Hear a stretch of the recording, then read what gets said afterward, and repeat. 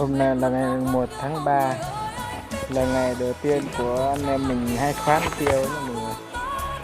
Đấy, hái tiêu. Đội bên này là 3 người hái này, còn một đội là 2 người, còn đội hàng này là 4 người hái.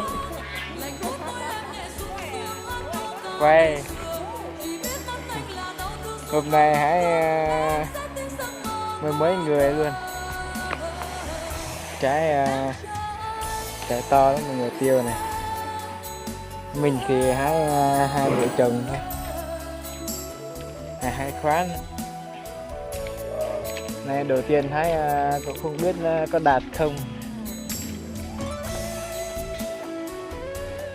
Mọi người hái nhanh quá, hàng này thì tuốt ở dưới kia rồi. Sao mà hái nhanh thế? Phải là nang ấy ạ. Tạp để nhân phê là rượu nhân à.